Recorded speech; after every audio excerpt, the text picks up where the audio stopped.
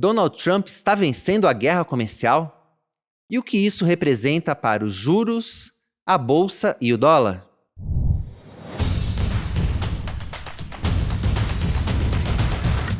Salve pessoal, tá no ar mais uma edição do podcast Touros e Ursos. Eu sou o Vinícius Pinheiro e aqui do meu lado está a Juliana Caveiro, nossa repórter. Primeira vez aqui no programa, né, Ju? Primeira vez, dando uma invadida aqui. É isso aí, seja muito bem-vinda. Obrigada. Sai de uma aguinha, um café, fica à vontade. Muito obrigada. Bom, é isso aí. Vamos então apresentar aqui o convidado desta edição, que é o Guilherme Abud. Ele é CEO e diretor de investimentos da Persevera Asset Management. Ele é responsável pela gestão de aproximadamente 3 bilhões e meio de reais. Seja muito bem-vindo, Abud. Obrigado, é um prazer estar aqui. Obrigado pelo convite. Isso aí. Também fica à vontade aí, se quiser um cafezinho. Combinado. Aproveitando que o café foi taxado, provavelmente vai baixar o preço aqui pra gente, então a gente tá podendo servir agora. Bom, e agradeço a você também que nos acompanha. Aproveita para curtir esse episódio e seguir o canal do Seu Dinheiro, que assim você ajuda bastante o nosso trabalho. Bom, aproveita também para comentar aqui, deixa o seu comentário, na sua visão, quem deve ser o touro ou o urso deste programa. Mas vamos lá, Abud, porque a gente tem muita coisa para conversar. Vamos lá. Puxei aqui pelo Trump, mas antes, aqui fora do ar a gente já trocou umas ideias sobre muitos outros assuntos. Vamos ver se a gente consegue explorar pelo menos um pouquinho de cada um deles aqui nessa edição.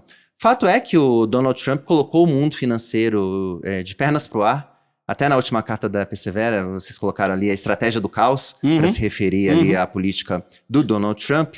E o Brasil está entre os maiores afetados com a tarifa ali de 50% sobre uma série de produtos, apesar ali das exceções que foram colocadas junto com o anúncio do tarifaço. Além disso, a gente teve ainda sanções ali políticas a autoridades. E acho que a ideia aqui do programa, e para isso que a gente te convidou aqui, é saber um pouco desse, né, qual o saldo dessa estratégia, né? Como navegar em um cenário tão incerto. E acho que, para começar, vamos falar um pouquinho lá de fora do cenário externo, claro, que eu acho que é o que está dominando as conversas nesse ano. E já queria te perguntar um pouquinho em relação à última carta da Persevera, né? Que vocês colocam ali que o Trump está vencendo, né, a guerra comercial. E queria entender, assim, por quê, né? Assim, por que na tua visão você entende que o Trump está na dianteira dessa disputa? Então vamos lá. Essa é uma opinião que a gente tem desde o começo da guerra tarifária. A gente até falou no nosso evento anual, no começo do ano, por um motivo relativamente simples, né? Depois, claro, a parte negocial é muito mais complexa, a maneira como o Trump conduz as coisas também tem seus prós e contras, mas a nossa visão era o seguinte, o Trump tem a favor dele o maior consumidor do planeta Terra. Não existe consumidor tão voraz quanto o consumidor americano, né? É uma loucura. A turma compra sem parar, tem renda alta, tem emprego, tem disponibilidade de financiamento, não tem medo de se alavancar, não tem medo de pegar hipoteca, né? É uma cultura, eles têm a cultura do consumo. Quem que quer perder 350 milhões de consumidores vorazes, né? Então, a gente sempre achou que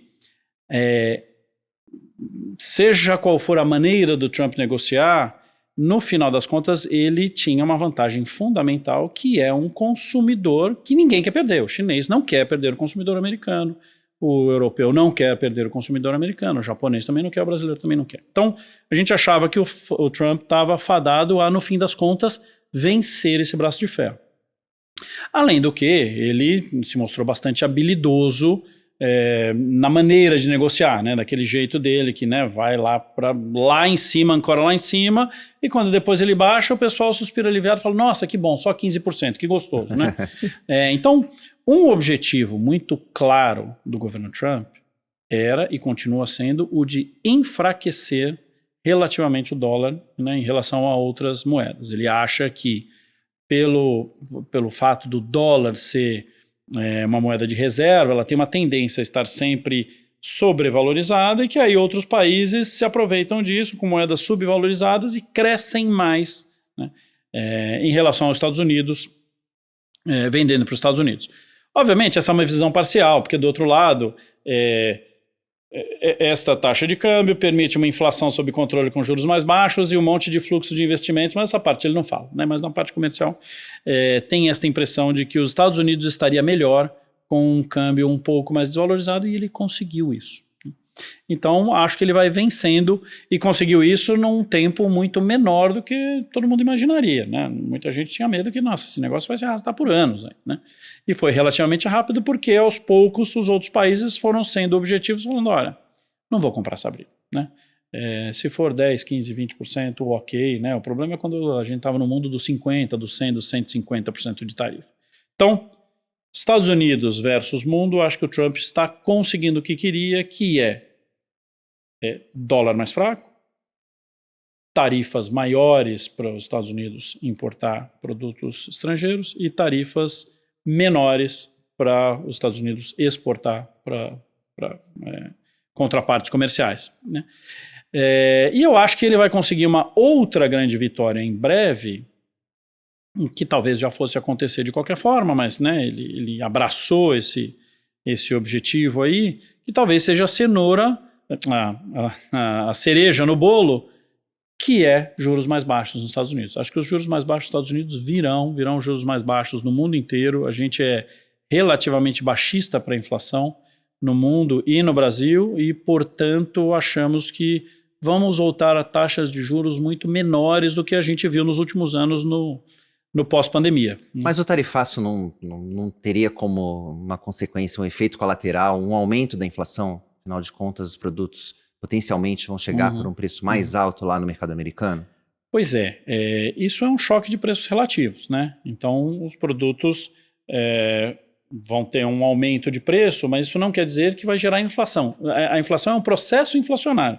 Se você tem uma mudança de preço e depois ela não se perpetua, não continua aumentando, isso geralmente não é tratado com política monetária, né? Você pode tratar um pouco com política monetária para você ancorar as expectativas e você não ter o problema de este aumento gera outro aumento que gera outro aumento, né? O que né, quem exerce aí política monetária, estuda política monetária, acompanha, está chegando à conclusão é que existe uma grande chance de ter um repique inflacionário, mas não um processo inflacionário. Como as taxas de juros no mundo inteiro estão relativamente altas para a inflação corrente, né, elas foram desenhadas para aquela inflação do pós-pandemia, né, que nos Estados Unidos chegou a 8%, no Brasil chegou a 12%, né, mas agora nos Estados Unidos ela, né, foi de 8 para 6, para 5, para 4, para 3, para 2,5%. Não precisa mais ter 4,5% de juros nos Estados Unidos para a inflação de 2,5%, mesmo que ela pipoque, né, para 3 e depois volte para 2,5%. E a nossa opinião também no Brasil, né, de que, olha, 15% de Selic para uma inflação que está indo para baixo de 5% é absolutamente fora de esquadro em relação a todos os outros emergentes do mundo. Então a gente tem essa visão de que os juros serão mais baixos porque a inflação será mais baixa nos próximos anos. Não quer dizer que não vai ter um pouquinho de sobe e desce aí por causa das tarifas, né? Queria perguntar até, você trouxe justamente que os Estados Unidos ele ganhou nessa política tarifária. Trazendo para a gente, principalmente para o Brasil, claro, mas justamente você trouxe que a gente pode ter uma política monetária um pouco mais baixista geral, mas eu queria entender um pouco mais dos efeitos que esse ganho dos Estados Unidos podem ter, principalmente aqui no Brasil. Ganho para os Estados Unidos vai representar necessariamente uma perda para nós aqui no Brasil? Então vamos lá, eu colocaria a questão do Brasil num cantinho separado, porque o instrumento é o mesmo instrumento que foi usado com o resto do mundo, né? Por que o Trump usou este instrumento, tarifas? Porque ele percebeu ali que ele tinha uma liberdade grande para usar tarifas sem precisar do Congresso. Então ele usou este instrumento como uma forma de pressão, dado que ele tem o consumidor americano ali voraz para apoiá-lo, para conseguir desvalorizar o dólar, para conseguir uma melhoria de condições de comércio exterior para os Estados Unidos e para também, dependendo do país, conseguir pressionar por a normalização de situações que ele achava um pouco desbalanceadas, né? Fez um pouco com a África do Sul, fez com o Canadá, fez com a Alemanha, fez com a Inglaterra e agora está tentando influenciar aqui no Brasil, né? Então, não é exatamente verdade que, né, o Brasil é um parceiro comercial horrível. Pelo contrário, né, o Brasil não tem os Estados Unidos não tem um déficit grande comercial com o Brasil, pelo contrário. Então o instrumento foi comercial, mas não é que ele não gosta do agricultor que planta soja no Brasil, nada disso. né? Ele quis usar isso para lançar luz sobre o que ele acha que é uma prática um pouco invasiva demais do STF e talvez desse governo, né? Então, ele fez isso em vários países, ele usa este poder americano para dar uma chacoalhada no tabuleiro, e depois muitas vezes ele sai de cena e deixa, né, bom, agora vocês se acertem aí, eu joguei luz sobre algumas questões que me pareciam estranhas. Toca fogo no parquinho. Isso, vocês se acertem por aí. Ele, né, nem no Irã ele foi lá e forçou uma mudança de poder. Ele chacoalhou o tabuleiro e falou, não, agora vocês se acertem aí, vocês são povo, vocês, né, tem o governo, enfim. Cada um faz como conseguir, como quiser, né? Então, acho que aqui é mais ou menos parecido. O que parece ser o objetivo do Trump é preparar o território para que o Brasil tenha eleições livres, sem muita intervenção do STF, porque ele acha que houve intervenção do STF demasiada nas últimas eleições. Ele quer falar, não, eleições livres. Aí depois, se vocês quiserem, elejam quem vocês quiserem, mas as eleições têm que ser com pouca interferência, né? Ninguém sabe onde isso vai dar, porque o nosso STF também é super aguerrido e tal, mas funcionou, os holofotes estão no STF, né? Então talvez o STF não tenha liberdade total para fazer absolutamente o que quiser, dado que agora todo mundo está olhando, você tem editorial do Wall Street Journal, você tem um monte, né, as pessoas que não estavam olhando, agora estão olhando e prestando atenção. Bom, quem são esses caras, né? Então acho que isso ele conseguiu, e não parece que vai parar por aí. Então o objetivo é muito mais político, apesar do instrumento ser comercial. Ele já aliviou um pouquinho do lado comercial, não dá para aliviar tudo, né? Acho que ele imagina que não dá para aliviar tudo, mas certamente o objetivo aí não é absolutamente comercial, é muito mais político. Você compartilha da visão da maior parte do mercado de que o impacto econômico do tarifaço vai ser relativamente pequeno para o Brasil? Concordo, né? Obviamente, quem trabalha com aquele produto que for taxado vai ficar muito bravo com a gente por falar isso. Falar, não, é pequeno. Não, vamos lá, né? A depender do setor, da empresa, é enorme o impacto. Do ponto de vista macro, dado que o Brasil é um país relativamente fechado, né, os cálculos que todo mundo fez, essas tarifas impactam mais ou menos 20 bi de dólares de comércio exterior. Depois das revisões virou, né, 11, 12. Num país que tem um PIB de, né, 13 trilhões, né, é relativamente pouco. Então, assim, o Brasil não vai crescer metade do que ia crescer por causa disso, né? Talvez seja 0,1, alguma coisa assim. Então, concordo, né? O impacto, depois aí tem impacto em confiança, setorial, tá, mas o impacto macroeconômico agregado é limitado. Uhum. Abud, como você bem colocou, um dos objetivos do Trump com toda essa guerra comercial é enfraquecer o dólar perante outras moedas, para tornar os produtos americanos mais competitivos. E isso está acontecendo. Mas eu queria saber especificamente qual é a tua visão em relação ao dólar contra o real. Porque muitas vezes a nossa moeda ela tem uma dinâmica própria e mesmo em momentos em que o dólar está se desvalorizando em relação a outras moedas, o real se desvaloriza contra o dólar. Eu queria saber, na tua visão, qual que é a tua expectativa sobre a trajetória do dólar? Quanto estará o dólar no fim do ano? Não é aquela pergunta capciosa, mas qual que é a tua visão em relação à trajetória do dólar contra o real? A gente deve continuar mais ligado ao que está acontecendo lá fora, né? Então se o dólar ceder em relação a outras moedas, o dólar também deve ceder? Ou você acha que esse movimento já chegou ao seu limite aqui no Brasil? Não, nós temos uma visão bem construtiva para o real em relação ao dólar, por dois motivos no curto prazo e por um motivo no longo prazo, né?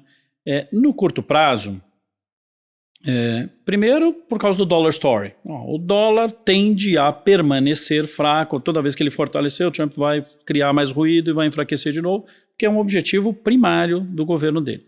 Então o dólar vai continuar fraco contra todo mundo, incluindo o Brasil.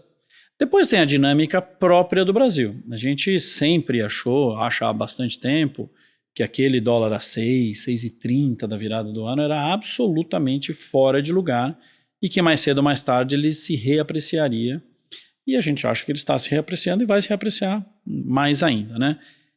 O brasileiro tem uma tendência a achar que Depois que o câmbio desvalorizou, ele não volta nunca mais, né?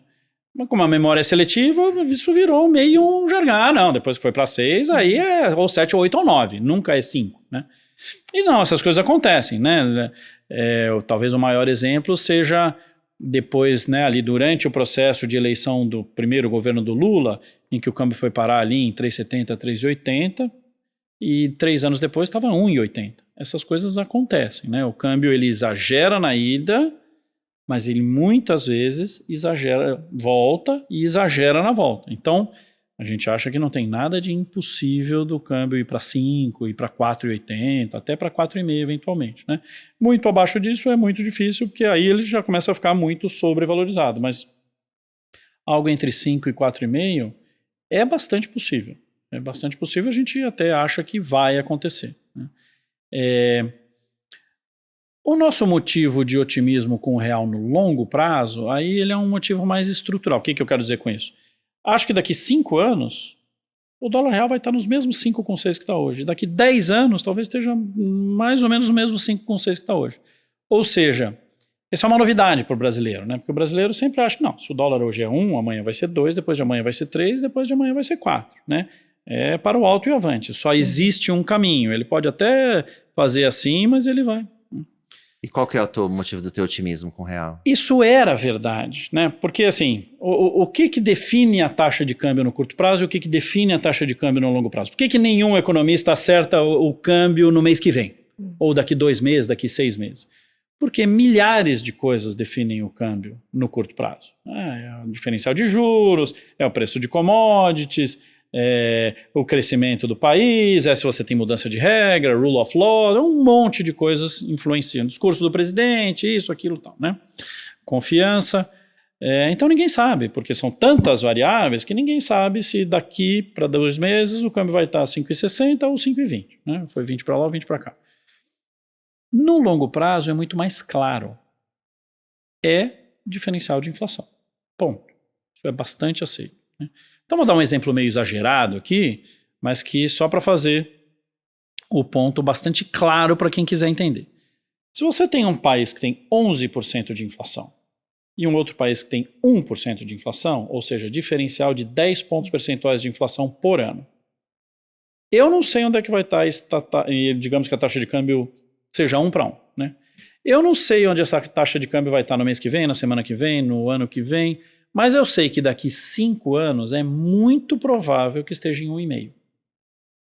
Eu não sei se o caminho vai desvalorizar 10% ao ano, bem bonitinho todo ano, provavelmente não, ou se não vai desvalorizar nada e depois vai desvalorizar 50% e até passar a desvalorizar 60%. Eu sei que ao longo do tempo a taxa de câmbio corrige diferenciais de inflações no mundo para que os produtos, né, sejam negociados a preços similares. A taxa de câmbio do Brasil veio de 1 para 2, para 3, para 4, para 5, para 6, porque ao longo do tempo o Brasil tinha 12 de inflação, 10 de inflação, e os Estados Unidos tinha 2. Né? Depois os Estados Unidos durante um tempo teve 1. E o Brasil continuou tendo, na média dos últimos 15 anos, 6% de inflação. Então o Brasil tinha 6% de inflação, os Estados Unidos tinha 1, a gente tinha que desvalorizar 5% ao ano, elevado ao número de anos, foram 25 anos. Então, se você fizer essa conta, você vai ver que dá ali no 5,5, alguma coisa assim. Agora, com a meta do Brasil de 3 e a meta dos Estados Unidos de 2, um diferencial de 1, ele pode desvalorizar um pouquinho, aí volta, ele está sobrevalorizado, ele volta um pouco, mas depois de 5 anos, de 1% ou 2% a mais de inflação, ele vai um pouquinho mais, mas ele não muda radicalmente de patamar, né? Tanto que teve um período no mundo em que Brasil, Turquia, África do Sul e Argentina, todos passaram por uma cotação ao redor de 4 por dólar, né? E o Brasil tem uma inflação acima da meta, mas relativamente baixa, né, nos últimos anos, cada vez mais baixa, 6, 5, 4,5 e tal, né? Estamos indo ali devagarzinho para 3. Então o câmbio do Brasil foi de 4, né, passou pelo 6 e agora está voltando para o 5. Isso já está acontecendo. Ao mesmo tempo em que a taxa de câmbio da Turquia foi para, né, 30 e poucos, a taxa de câmbio da África do Sul foi para quase 20, a taxa de câmbio da Argentina foi para 100 e poucos. Por quê? Porque, né, a Turquia tem 40% de inflação. Tem 40% de inflação, o câmbio desvaloriza 40%, que alimenta mais 40% de inflação, vira um ciclo vicioso de desancoragem de variáveis nominais. A Argentina é a mesma coisa, 100% de inflação, putz, então o câmbio tem que desvalorizar 100%. Mas aí, quando ele desvaloriza 100%, se você compra muito produto importado, a inflação vai a 100% de novo, e aí você não para. E aí você vai para essas coisas horrorosas de desancoragem completa. O Brasil não está nessa turma, né? Tanto que o câmbio do Brasil veio de 4 para 5, a dos outros foi de 4 para 20, para 30, para 60, para 100 e poucos, né? Então, o Brasil já escapou desta liga de países que ficaram com uma doença muito brutal. O Brasil tem um monte de problemas, mas o Brasil conseguiu se manter um país funcional nos últimos anos, e a Argentina virou disfuncional, a África do Sul está complicada, a Turquia está super complicada, a Venezuela, aquela loucura. Então, esse é um dos nossos motivos de otimismo em relação ao Brasil. Temos um monte de problemas, mas o Brasil foi ao longo do tempo fazendo uma série de reformas, principalmente naquele período mágico ali de Meirelles e Guedes, que eles não... Né, nenhuma das reformas foi assim, não, agora é um outro Brasil. Mas a soma dessa série de reformas, com um monte de outras reformas que tinham sido feitas lá, né, Fernando Henrique, Pedro Malan, Joaquim Levy, fizeram com que o Brasil, aos poucos, fosse distanciando dessa turma que tem uma doença econômica muitas vezes incurável. Agora o Milei está curando algumas delas, né? Então o Brasil já escapou disso, apesar da gente, quando lê jornal, fica com a nítida sensação de que, olha, estamos indo para o caminho da Argentina e da Venezuela. Se você olha os números, não tem nenhuma gota de verdade nisso aí. Bom, o Brasil precisa seguir a meta de inflação, né? Nesse momento a gente está acima, mas, enfim, mas como você falou, não é nada também do outro então, mundo. esse é um... Né, a gente vive no mundo das narrativas. E aí, depois que a narrativa se instala, é uma batalha sangrenta. A inflação do Brasil, ela está baixa para padrões brasileiros. Durante 15 anos, a gente teve uma meta de inflação de 4,5% e entregou 6%. A nossa inflação está indo para baixo de 5%. Então, para padrões brasileiros, a nossa inflação está baixa. O que aconteceu é que aí, no meio do caminho, a gente mudou a meta. Como a gente mudou a meta, em relação à meta, a gente está devendo. Então fica aquela sensação de, puta, eu sou um péssimo aluno, né? A analogia que eu faço é o seguinte: você é um aluno meia boca, está lá na sua escola, estuda pouco, só na véspera, né, da prova. Eu tenho 3 filhos, né, 3 meninos, então eu sei bem como é que é esse negócio aí de pôr a turma para estudar. E aí você vai lá e passa com 6. Então a média é 5, você passa com 6. É um aluno, né, meia boca. Aí vai lá a diretora e muda a média para 7. Você não se tornou um aluno pior, você é o mesmo aluno 6 de sempre. A meta é que mudou para 7. E aí ficou olhando, pô, o cara não consegue nem a média, então ele piorou, ele é um aluno pior ainda. Acho que tem muita confusão nessa questão. O Brasil, a inflação brasileira continuou caindo ao longo dos anos, né? Desde lá do Plano Real. Aí de vez em quando tem uma crise, aí dá uma pipocada, volta, aí tem outra, volta, aí teve a pandemia, foi lá para 12, voltou, tal. Então o Brasil está num dos melhores momentos da sua história, na dobradinha, crescimento e inflação. Né? Nós estamos indo para o 5º ano consecutivo de PIB crescendo perto de 3%. Ao mesmo tempo em que a inflação caiu. Está acima da meta, porque a meta caiu. Mas ela está caindo, ela foi de 12 para 10, para 8, para 6, para 5, está indo para 4,5, né? A turma está começando a rever a expectativa para o ano que vem para 4. Nunca teve isso. Toda vez que o Brasil crescia mais do que meio, a inflação ia para 9, né? Toda vez que a inflação estava sob controle, a inflação, né, o crescimento era baixinho. Nunca teve essa combinação. Mérito, né? Claro, esse governo não quer que pense que é mérito desse governo. Na nossa cabeça, é mérito de tudo que foi feito anteriormente, especialmente nos governos aí, Temer, com Meirelles e Guedes, que fizeram, né, o Brasil, naqueles 6 anos, foi um dos países mais reformistas do mundo. Né? Fez teto de gastos, fez privatização, fez reforma da Previdência, fez reforma trabalhista, fez independência do Banco Central. uma série de coisas que os outros países não fizeram, né? Então, é do jeito brasileiro, por isso que não convence muito. A gente fala, Brasil não sai do lugar, né? Mas a soma desse monte de alterações, né, trouxe o Brasil para essa situação, que o Carlos da Costa, né, me marcou bastante. Ele falou isso há uns 4 anos, né, que trabalhava lá com Guedes. Ele falou, o brasileiro vai se surpreender com um PIB que cresce muito mais do que ele está acostumado, com uma inflação menor do que ele está acostumado. Ele falou, estranho, né? E o que é isso? É a soma desse monte de melhorias institucionais que o Brasil fez. Às vezes elas são atacadas, às vezes querem passar por cima, ou querem passar por fora, tal. Mas o Brasil fez, e muitos outros países não fizeram. Então, existe uma melhoria. Acho que o que aconteceu nos últimos 15 anos foi o seguinte, o Brasil melhorou um pouco em algumas questões, e os outros emergentes pioraram bastante. Então, o Brasil não é mais o pior aluno da classe. Como a gente não tem o costume de olhar ao redor, a gente fica muito com os nossos problemas, né? A gente continua com a sensação que a gente é o pior aluno da classe, mas não é. Não é o pior aluno da classe. Não quer dizer que não tenham enormes problemas, né? Mas, do ponto de vista relativo, o Brasil não é mais o pior emergente da turma. Agora, existe algo que esbarra nesse otimismo, que eu acho que é justamente o risco fiscal que ainda paira por toda a sociedade ali, por todos os economistas, enfim, que não vou dizer nem que se agravou, mas que trouxe uma tensão a mais ali, justamente com um novo pacote de medidas para ajudar as empresas que não foram, que entraram no tarifaço de fato, né? Somado a isso, ainda tem o IR que está correndo ali no Congresso para ser aprovado. Queria entender o que essa relação da questão fiscal acaba esbarrando aí nesse seu otimismo. Então vamos lá. Deixa eu qualificar aqui bem certinho. O meu otimismo em relação ao Brasil é um otimismo quando eu faço uma análise comparativa.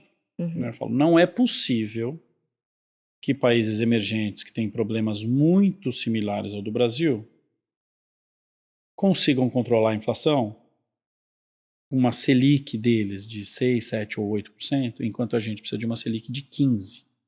Né? Algo está errado. Nossa visão é que a Selic brasileira, a maneira do Banco Central de fazer política monetária, que foi evoluindo nos outros países, né? Depois da influência do Greenspan lá na década de 90 nos Estados Unidos, todo mundo foi meio copiando a maneira do Greenspan, gradualista, muito telegrafado, com muita comunicação e o menos uso mecânico da taxa e tal. A turma foi copiando e o Brasil ficou para trás. Vamos voltar na sua pergunta aí direitinho, que aí a gente vai encontrar essas duas coisas, política monetária e política fiscal, e aí a gente vai ver que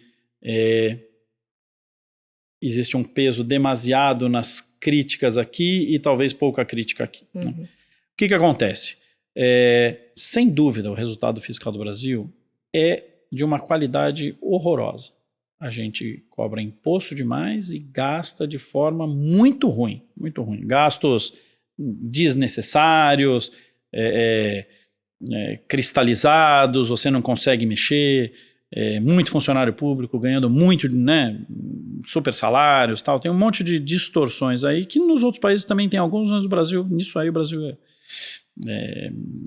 faz bastante há muito tempo, né? Porém, dado esse enorme número de reformas que foram feitas, o déficit fiscal primário brasileiro ele não é mais explosivo. A qualidade é muito ruim, mas o número, quem está preocupado que o Brasil, a dívida do Brasil vai crescer sem parar e virar uma dívida da venezuelana, se olhar o número do déficit fiscal brasileiro, vai falar assim, não tinha percebido. Então, por que eu estou tão preocupado, né? Porque as coisas aqui viram verdade meio por repetição, porque a gente vem repetindo há 25 anos, né? Não revisitou. Acho que vai surpreender muita gente a informação de que o déficit fiscal primário do Brasil no ano passado foi o menor de todos os emergentes. Né? Todos os emergentes lá numa amostra de 10, 12 países que a gente acompanha. Da galera do fundão, a gente foi melhor. Fomos o menos pior, né? Então, para quem já teve déficit fiscal de 4% do PIB, o nosso déficit fiscal no ano passado foi 0,1%. E esse ano está superávit. Né? Então, apesar da qualidade ser horrível e a gente ter que fazer uma série de reformas para que você tenha um número controlado, mas também com uma qualidade boa, o déficit fiscal primário não é mais o grande driver de incerteza fiscal. Quer dizer, na narrativa Se você olha os números, né, eu mandei esses dias para um amigo meu, uma tabelinha que eu fiz ali, e ele, nossa, peraí, o menor déficit fiscal? Eu falei, então, é dado público, né? Você não estava olhando porque está aí há 20 anos repetindo que o déficit fiscal é o grande problema do Brasil, né? O ritmo de crescimento da dívida por causa do déficit fiscal primário. Então as coisas se inverteram um pouco. Essa série de reformas que foram feitas desde lá do Fernando Henrique Cardoso, Pedro Malan, um pouco do Joaquim Levy, depois, né, Meirelles, Guedes e tal, fizeram com que não seja mais tão fácil o governo gastar o que quer, né? O que está atrapalhando, então? Está atrapalhando esse nosso trauma do passado, né? A Dilma ia lá e decidia colocar 400 bilhões no BNDES, ela colocava, né? Agora, o Lula quer gastar, tanto que toda vez que ele pega o microfone, ele fala, vou gastar mais, vale gás, vale isso, vale aquele outro, tal. Na hora que chega no Congresso e tem que passar pelos controles, né, do arcabouço fiscal, que é um irmão um pouquinho mais feio aí do teto de gastos, não consegue. Aí o Congresso vai falar, não, 5 bi a mais não, você pode trocar, quer trocar? Quer gastar 5 bi a mais com Vale Gás, corta um pouco do Bolsa Família. Ah não, quero a mais. Não, a mais não pode, não cabe, né? Então, eu lembro que me marcou muito a leitura de um livro que chama Why Nations Fail, né? De 2 professores americanos e tal, e que eles tentavam estudar, afinal, por que alguns países crescem e outros países não crescem, né? E aí tem várias teorias. Tem a teoria que país que está no norte cresce mais do que país que está no sul, país frio cresce mais do que país que é muito quente, e aí as pessoas ficam com preguiça, e o que é frio tem que sempre ser responsável se não morre e tal. E ele vai dando contra-exemplos e vai acabando com todas essas teorias. E no final permanece uma, que é a seguinte: os países que crescem são os países que aprendem o que dá certo e incorporam nas regras do jogo, transformam em lei. O Brasil foi fazendo isso. O Brasil descobriu que teto de gastos funciona em vários países, isso é bom, hein? Aí não precisa todo ano ficar todo mundo se matando no orçamento. Já deixa uma regra lá e trata só as exceções. Teto de gastos. Reforma da Previdência. Realmente, nesse ritmo, a Previdência não dá, né? Aí um monte de país reformou a Previdência. Reforma da Previdência. Olha, estou vendo aqui que Banco Central Independente funciona em vários países que cresce bastante. Vamos incorporar essa lei. Então o Brasil foi transformando, foi institucionalizando coisas que antes você dependia de eleger um presidente mais responsável. Eleger um mais responsável, ele faz, eleger um menos responsável, ele não faz. Não, tem que fazer, porque agora é lei. E aí você trata as exceções. O que está acontecendo no Brasil é isso. O Lula quer gastar.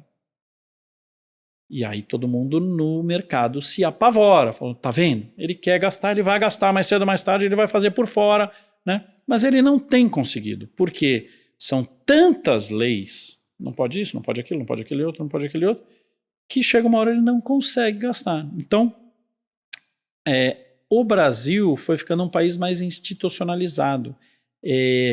Não consegue mais, o presidente não consegue lá mais chegar e falar, não, agora 200 bi para o FIES. Não consegue mais, né? Não cabe mais. Então, por que a narrativa ainda é de pavor contra os gastos primários? Por 2 motivos, né? Porque toda vez que o Lula pega o microfone ele fala que vai gastar e as pessoas ficam morrendo de medo, falam, esse cara insiste tanto que uma hora ele vai conseguir. E segundo, porque a gente ficou com uma estatística muito infeliz da PEC da gastança, né? Então, se você olhar o gráfico do crescimento de gastos do Brasil, porque esse gráfico vai mostrar o seguinte, 20 anos crescendo 8% acima da inflação. Loucura. Aí, anos Dilma, chegou a 14%. Aí veio o gênio do Meirelles e falou, não, 0% acima da inflação. Só pode crescer a inflação, né? Consertou. Aí tem um palitão assim para fora, naquele, né, gráfico de barras, que é os auxílios emergenciais da pandemia. E depois voltou rigorosamente ao zero. Quando veio o arcabouço fiscal, isso flexibilizou um pouco para 1,5%, 2% acima da inflação. Então o arcabouço fiscal do Haddad é pior do que o teto de gastos do Meirelles. Nesta questão, em outras questões é muito pior, mas nessa questão é um pouco pior. Mas ainda assim é muito melhor do que o que se fazia anteriormente. Então o espaço para gastos está limitado. Só que o Lula conseguiu, logo depois da eleição, convencer o Congresso a dar um waiver para ele. Né? Eu quero gastar 800 bi em 4 anos. Aí o Congresso falou, não senhor. 1 ano, 180 bi. Ele foi lá e gastou 180 bi. Então na estatística cresceu de novo os gastos. E aí todo mundo se desesperou e falou, é o velho Brasil descontrolado. A partir do 2º ano, isso caiu rigorosamente para perto de zero. E esse ano vai ser perto de zero de novo. Então, a gente, entre zigues e zagues, o estrutural voltou a ser um estrutural, né, desde 2016, de gastos acima da inflação muito, muito limitados, que fazem com que a dívida não seja explosiva. Mas então por que a nossa dívida está crescendo tanto? Se você está repetindo aí 70 vezes que o déficit fiscal primário é perto de zero, né? E o Brasil está crescendo. Então, o numerador está melhor, o denominador está melhor, né? Crescendo 3, né? Ou 7 nominal, ao invés de crescer meio, como crescia antes. Porque o Brasil está... O indicador brasileiro, que este sim é uma jabuticaba e não tem mais motivo para ser desta magnitude ou tão diferente de todos os outros emergentes, é a Selic. Então, por incrível que pareça, hoje o nosso grande driver de crescimento da dívida pública é pagar uma Selic de 15%, que faz com que a estrutura a termo da taxa de juros para a curva inteira seja 14, 13, alta demais, para uma inflação que depois da pandemia pulou para 12, mas depois foi para 8, depois foi para 6 e agora ela está em 5, indo para 4. Não precisa de Selic de 15. É aí que a gente faz uma crítica técnica, né? Na verdade um chamado à discussão técnica, de que nos parece, apesar da gente, né, respeitar o Banco Central, respeitar as pessoas que vão para o Banco Central, respeitar o corpo técnico do Banco Central, de sermos super inflation fighters, né? Realmente o Banco Central tem que controlar a inflação, não pode ser permissível com a inflação de jeito nenhum. Mas o que aconteceu no mundo nos últimos 30 anos foi uma melhoria de governança de política monetária, inaugurada lá atrás com o Greenspan. Né? Quando o Greenspan chegou, os Estados Unidos faziam uma política monetária meio parecida com a do Brasil. Aqui, né? Sobe juros, aí quando cai juros, aí sobe juros de novo. Muita volatilidade de produto, muita amplitude de mudança nos juros, arrebentava com as economias, com as empresas, com a previsibilidade. Aí o Greenspan falou, não, vamos lá, eu sou o Fed, eu tenho credibilidade. Né? Ele, pessoalmente, Greenspan, tinha credibilidade.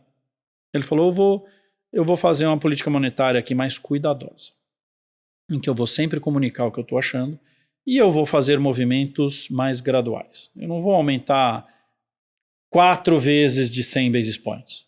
Eu vou aumentando de 25 em 25, quando precisar muito eu aumento 50 basis points, e em determinado momento eu paro para ver. Porque a política monetária é incerta. Você faz um pouco, deixa eu ver se está funcionando. Né? Se você faz non-stop, a chance de você perceber que passou do ponto, passei do ponto de novo, e aí você tem que cair muito mais rápido, fica uma loucura, fica um tobogã que ninguém consegue fazer negócio desse jeito. Né? Talvez a gente precise de um Greenspan aqui no Brasil. Então. Precisamos. Eu não sei quem é, mas a gente precisa de um Greenspan. Né?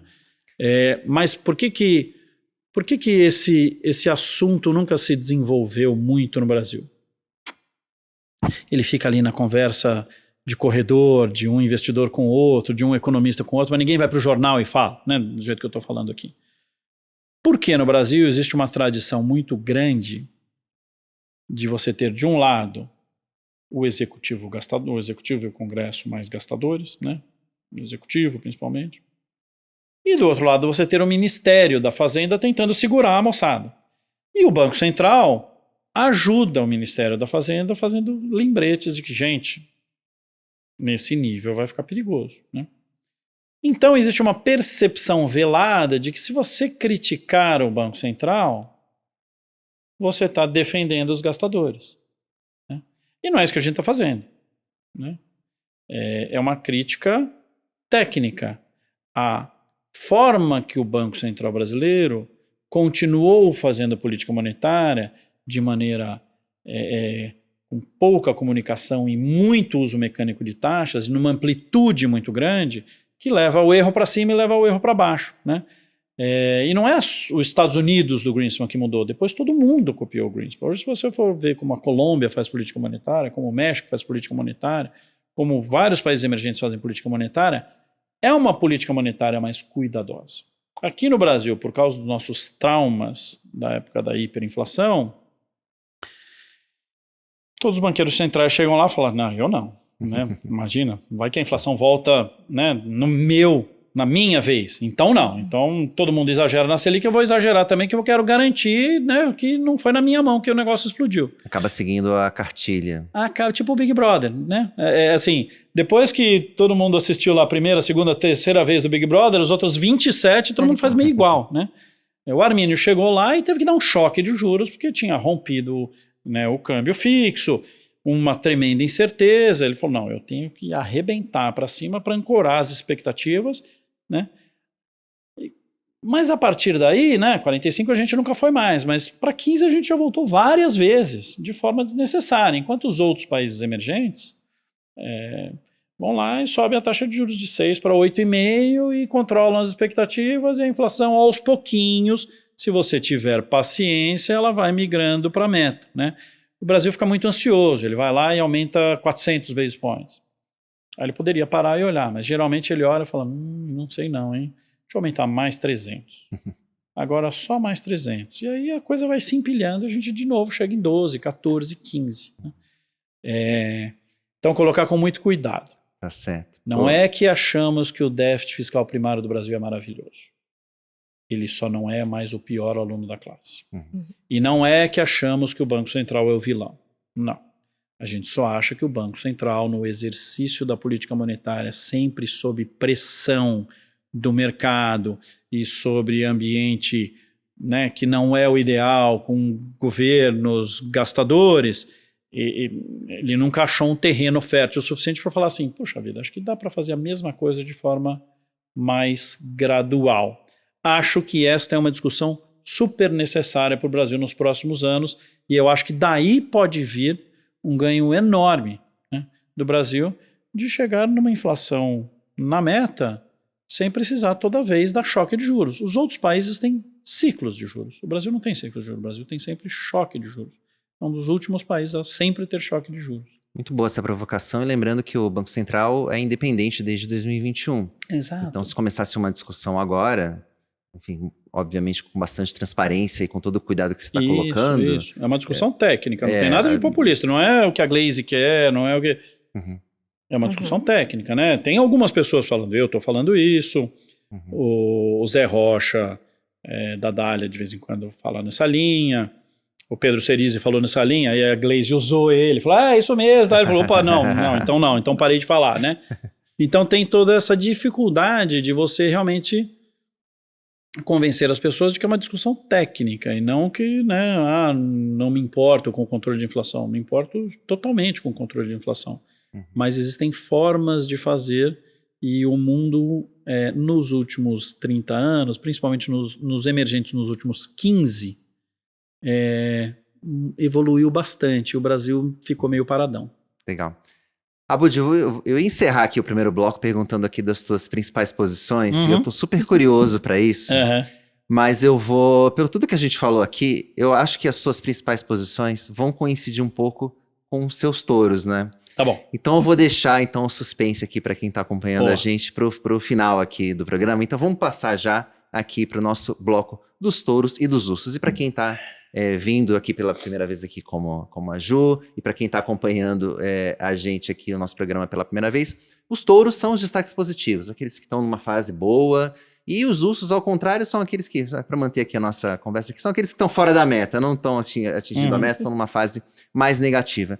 E a gente começa falando dos ursos, né? Para a gente terminar ali com os touros, de uma maneira mais positiva que sempre o nosso programa. Eu vou começar aqui contigo, Ju. Para quem você vai dar o seu urso aqui dessa edição? Bom, meu urso vai para a Raizen, que teve aí um um semestre, né, bem difícil, mas conturbado, que acabou apresentando um prejuízo líquido de 1,8 bilhão de reais, acabou revertendo o que ele tinha apresentado no mesmo período anterior.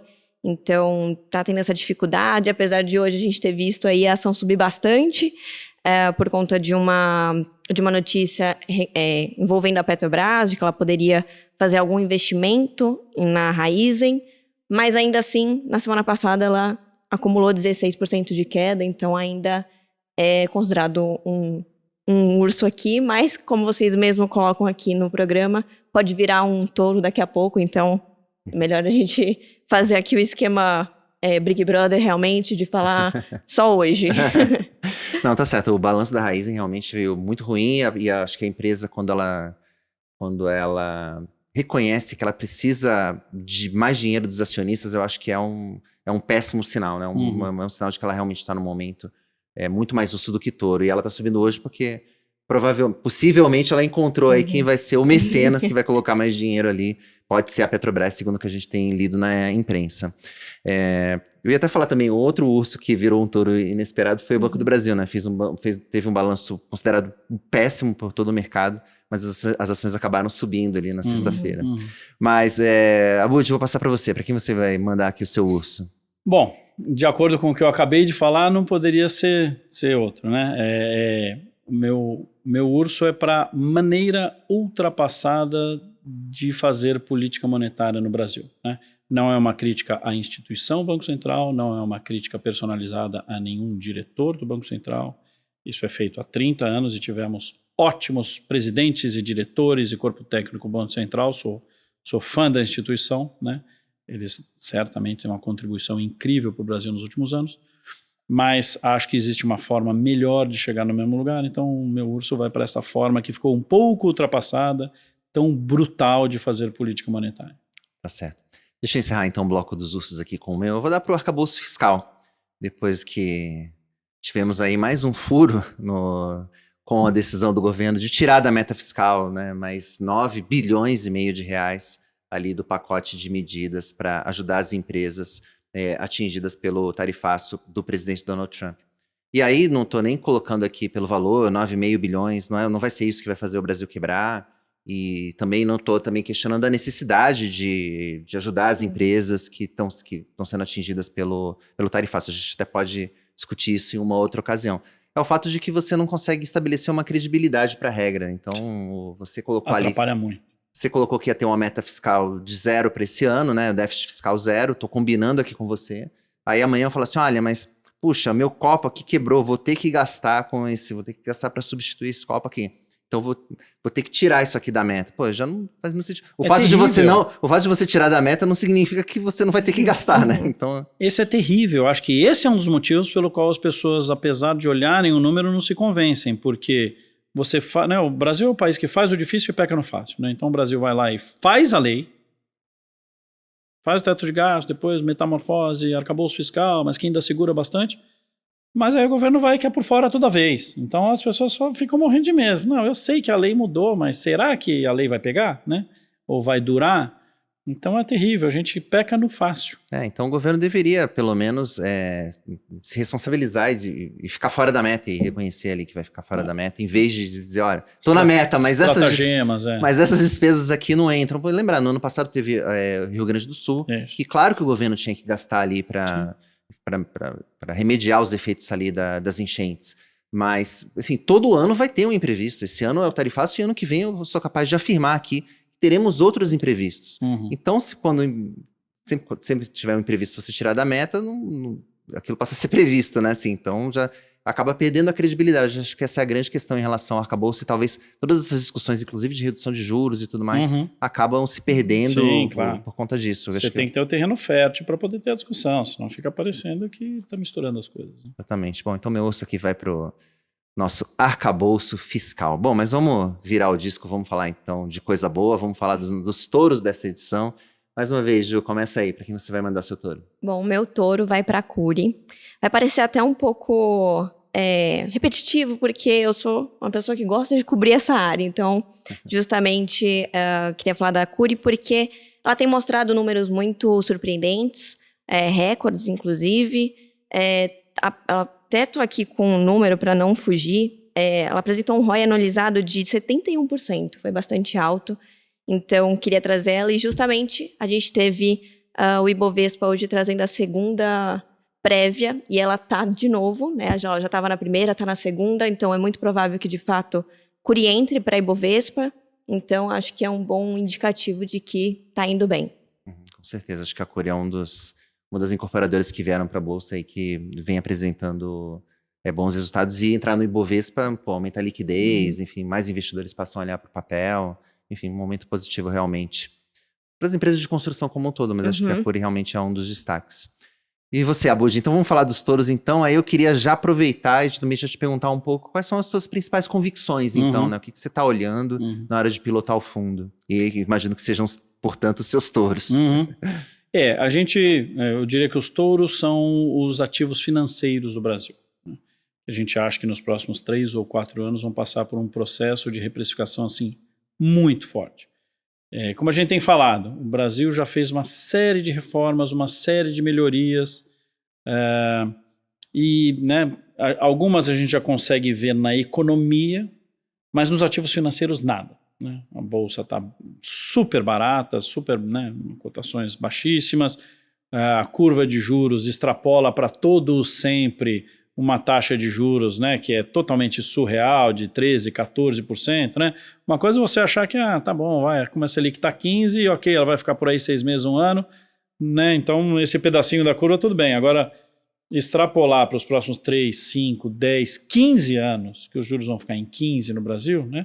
O que deprecia o valor presente dos bonds, né, da renda fixa brasileira, é um tremendo desconto. Então, uma das nossas principais posições é exatamente aplicada em pré-fixados mais longos, porque a gente não acha que a situação fiscal primária é descontrolada e a gente tem uma visão baixista para a taxa de juros, o que mais cedo ou mais tarde vai fazer com que o Banco Central, mesmo que seja no jeitão antigo, né, atual do Banco Central de fazer política monetária, corte bastante os juros, né? Então a gente é bastante construtivo para o valor dos bonds, né, renda fixa pré-fixada no Brasil, as NTNBs também. Mas de forma geral, e aí quando isso acontece, geralmente você tem uma reprecificação em todos os ativos. Né? O que nos faz ter uma bolsa tão barata não é o fato de que o lucro das empresas não está crescendo. Está crescendo bem. É porque para você ter uma reprecificação no ativo, você precisa de fluxo. Quem que quer comprar bolsa e correr o risco de bolsa se olha para o lado e tem uma LFT, ou um CDB, ou um fundo DI pagando 15% ao ano sem fazer nada? Né? Eu não. O dia que tiver 10, 9, 8, né, ou a perspectiva de, às vezes o mercado adianta, a gente acha que vai adiantar, o mercado começa a andar porque começa a vir fluxo. Então, o Brasil está bastante barato do ponto de vista de ativos financeiros em relação à realidade econômica há muitos anos. O que mudou agora? Né? A gente tem observado nas medidas de tendência, de momentum, se formando uma tendência positiva de fluxo e de preço para os ativos brasileiros. Então, antigamente todos nascemos value investors, né? Olha, basta o ativo estar barato, e a gente vai comprar porque mais cedo ou mais tarde o ativo sobe. Aprendemos todos com Warren Buffett, com Benjamin Graham, né? Com Charlie Munger e tal. De uns anos para cá, quem é estudioso de Factor Investing, né? Nós temos um grupo lá, super estudioso de Factor Investing, percebeu a prevalência de momentum. Falando assim, olha, né? Acontece no mundo inteiro, mas o brasileiro que tem um horizonte de investimentos, às vezes de 30 dias, né? Ele não tem a paciência para você ir lá e comprar uma ação super barata e esperar 4 anos para ela subir, ou 6 anos, ou 10 anos para subir, como às vezes o Warren Buffett falou, se precisar eu espero 10 anos, ou 20 anos, ou para sempre. Né? O brasileiro, ele quer comprar e já começar a ver um pouquinho do ganho. Né? Então, um ajuste que muita gente fez, e nós também, no processo de investimentos, é o seguinte: gostamos de comprar ativos baratos, mas ativos baratos que já estão andando um pouco. Então, ao invés de você ser aquele cara que, né, o ativo caiu e você compra imediatamente, não, o ativo caiu, eu vou namorar aquele ativo. E eu vou continuar namorando até que uma hora ele começa a andar. Quando ele começa a andar, eu perco um pouquinho desse início de caminhada, mas eu pego um ativo que ainda está bastante barato, mas que já está subindo. Porque o meu cliente não tem paciência. Não, Abud, compra aí, daqui 5 anos a gente conversa. Né? E o que a gente está vendo é, pela primeira vez em muitos anos, a combinação entre ativos que ainda estão muito baratos, do ponto de vista de históricos, né, de valuation histórico, mas já estão subindo. A bolsa já está subindo, o câmbio já está apreciando, a curva de juros, desde a máxima lá em 16 e pouco, já está em 13 e pouco, ali os vértices mais longos, né? Já está acontecendo um movimento, né? Aí tem várias explicações. Uma delas é essa chacoalhada de dólar que fez, né, os investidores procurarem mercados emergentes, seja o que for. Estamos vendo pela primeira vez ativo barato, mas já começando a andar um pouco. A gente acha que é o início de um longo processo de reprecificação no Brasil, que nunca é linear, pode ter umas paradas, aí sofre, aí volta, mas que ao fim dos próximos 3 ou 4 anos, os ativos brasileiros vão ter reprecificado de maneira muito forte. Então, meu touro é esse aí. Tá bom. E aí, aproveitando então, uma pergunta que eu não te fiz. Eleições no ano que vem. Impacta essa tendência de longo prazo na tua visão? Como é que você está vendo? Claro, impacta sem dúvida, né? Então, eu falei há pouco sobre o Why Nations Fail, né? Os países que têm sucesso em crescer são os países em que a eleição muda um pouco as coisas, mas não é matar ou morrer, né? Ah, se ele for eleito, acaba tudo, se ele for eleito, a gente vira Suíça, né? Não é assim, mas é óbvio que a eleição é sempre muito importante. E a gente tem uma visão de que é muito provável que a sociedade brasileira demande uma alternância de poder para alguém, não sei quem que tenha visões um pouco mais normais, né? Visões um pouco mais construtivas, de longo prazo, de atrair investimento, né? De criar as condições para atrair investimentos com juros mais baixos, com uma preocupação fiscal um pouco maior, isso que você falou, de não ficar tentando ir por fora, né, enganar. Então, acho que um dos tijolos, né, esta caminhada que a gente está falando aqui de 3, 4 anos, ela não depende exclusivamente da eleição.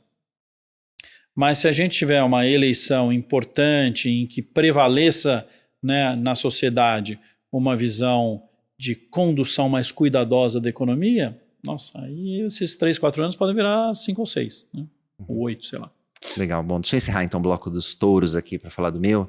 Vou passar aqui para falar então do Nubank, que vai dar para dar o meu touro aqui dessa semana. O Banco Digital aí registrou um lucro impressionante de 637 milhões de dólares, não de reais, no segundo trimestre de 2025. Isso representa uma alta de 31% em relação ao mesmo período do ano passado.